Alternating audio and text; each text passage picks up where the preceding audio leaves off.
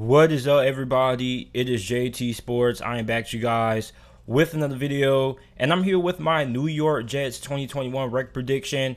Going to give you guys my best case scenario, my worst case scenario, and my overall record prediction for the Jets this upcoming season.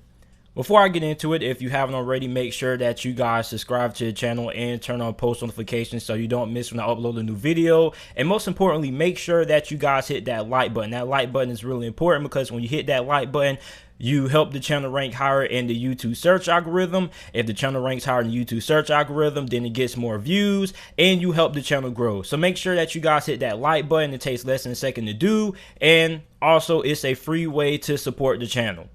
The New York Jets last year went 2-14. They were in last place in the AFC East.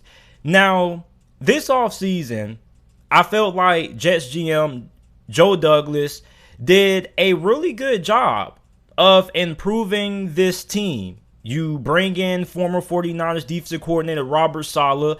I really love the hire. I feel like he's really going to have this New York Jets team rolling in the next 2 years, maybe 3, depending on how things go. But you bring in Zach Wilson, second overall, and we already knew that Zach Wilson was probably going to be the second quarterback taken off the board. What I wanted to know is, okay, what are the Jets going to do after they draft Zach Wilson? Because a couple of years ago, they drafted this quarterback named Sam Darnold out of USC pretty high, and it didn't really work out. They didn't give him a good off the line. He didn't have a good group of wide receivers, and he had terrible coaching.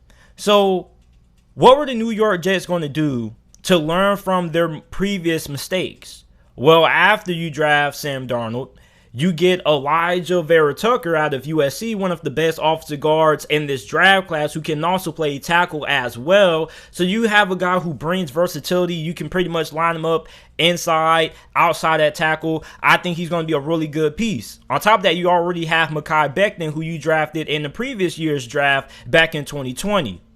But what do you do after that? Well, you go ahead and you get Elijah Moore out of Ole Miss, who is one of the best wide receivers in this past year's draft class. Then you get Michael Carter in the later rounds, who is going to be a stud. Like, Joe Douglas and the Jets had a really good draft. Then in free agency, you bring in Corey Davis. Then, not too long ago, you just signed former Washington offensive tackle Morgan Moses. Now, the New York Jets offensive line isn't perfect, but it's definitely a way better offensive line than what they had last season.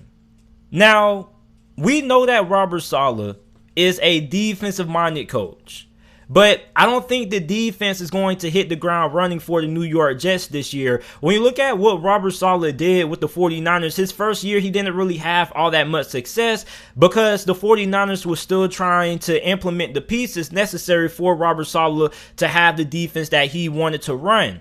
With New York Jets, they don't really have that much talent on defense aside from Marcus May, who looks to be playing this season on the franchise tag, and Quinnen Williams. There's not really a lot of talent there. Yeah, you have CJ Mosley, but that's pretty much about it. So that defense is lacking at a lot of positions. Cornerback is a huge concern. Linebacker isn't all that strong. The defensive line is pretty solid, but outside of that, there are a lot of holes on this defense. So I think that Robert Saleh is definitely going to have his work cut out for him when it comes to how this defense is going to perform this year. My best case scenario for the Jets this year is going to be 6-11. You look at the offense, I definitely think that their offense is going to be good under LaFleur, who is the brother of Matt LaFleur, who is currently the Green Bay Packers head coach. I already made a video about what you guys can expect out of Mike LaFleur. You can expect a lot of play action, getting Zach Wilson outside the pocket, which is where Zach Wilson was at his best when he was playing for BYU, was when he was able to create, get outside the pocket, and throw the ball downfield. On top of that, you're going to try to run the ball a lot with Michael Carter and the other running backs that you currently have on this roster. And on top of that, you have a really underrated group of wide receivers. You have Denzel Mims. You have Jamison Crowder, one of the best slot receivers in the league. You also have Corey Davis. You are really loaded at wide receiver alongside of rookie Elijah Moore. So I think that there is a high potential that this offense possibly could be better than the defense, which may be a big shocker to you guys. But I don't think Robert Saleh's defense is going to be all that great year one though than him, because this defense doesn't really have that much talent. Like, yeah, the defense may be better than what it was last year, but I don't think it's going to be by a large margin. I don't think the Jets are going to go from one of the worst defenses in the NFL to one of the best. I think there's going to be a moderate jump, but I don't think it's going to be a super high jump. So 6-11 is my best case scenario. I like this offense. The offense definitely has a good amount of talent to make some things happen. My worst case scenario is going to be 3-14. What if this offense has some growing pains? What if Zach Wilson doesn't hit the ground running and he struggles his rookie season? You did improve the offensive line, but the offensive line isn't flawless. There's still some kinks to work out. And what if Zach Wilson just can't really get things figured out in his rookie season? Yeah, we saw Justin Herbert and Joe Burrow have a lot of success last year, but we also saw guys like Tua struggle as well. So what if Zach Wilson struggles his rookie season? And on top of that, you have a defense that isn't going to be all that great. And I know you Jets fans are going to be like, man, Robert Saleh is going to have that defense rolling. You look at what Robert Saleh's defense was with the 49ers his first year when they didn't really have a lot of talent before they brought in some of the bigger names. It wasn't all that great. So 3-14 is my worst case scenario for the New York Jets. Before I get into my overall prediction, I want to talk about my two biggest swing games for the New York Jets. Swing games are what I believe to be games that will define how a season can go for a certain team. I feel like the two swing games for the Jets this year are going to be Week 5 against the Atlanta Falcons on the road in Atlanta, and Week 12 against the Houston Texans.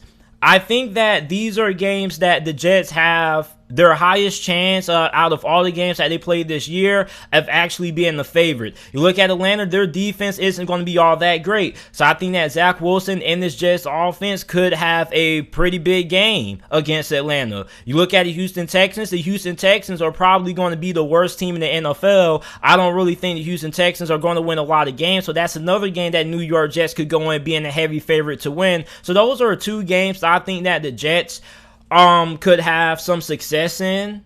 Like I said, swing games are games that can define how the season goes for a certain team. And after you play Atlanta, you have a bye week. Then your schedule gets really tough. You got to go on the road, face the Patriots. You face Cincinnati, which won't be a cakewalk. You got to go on the road, face Indianapolis, Buffalo, the Dolphins before you face the Texans Week 12. And then you get a break when you face Philadelphia, which is another game that you possibly could be a favorite to win. But overall, the second half schedule for the New York Jets is kind of rough compared to how they're going to start the season off with, going on the road to face Carolina, who isn't a bad team. They're definitely a French playoff team, but, you know, not a game that could be extremely difficult that the New York Jets don't have a chance to win. They definitely could beat Carolina. You got to face New England. You face the Broncos. So 2 out of the first 3 games that you face as a Jets fans are definitely winnable. Then you got to face Atlanta. But after that bye week, things get kind of difficult. My overall record prediction for the Jets this year is going to be 4-13. I believe in Robert Saleh, but I definitely feel like this defense isn't going to be great right away year one under him. I definitely feel like the Jets and Joe Douglas have to spend a little bit more time in the offseason next year in 2022, bringing in some more talent on the defense side of football. There are some young guys on that defense I like, such as young safety Ashton Davis. I love him a lot. You got CJ Mosley returning. So the Jets do have a little bit of talent on defense, but they're definitely one of the least talented teams on the defense side of football. I feel like there's a pretty high chance that Mike LaFleur's offense could end up being the best part of the Jets team this year. So you guys let me know your record prediction for the Jets down in the comment section down below. Make sure that you guys like the video, subscribe to the channel for more NFL videos and college football videos, and thanks for watching.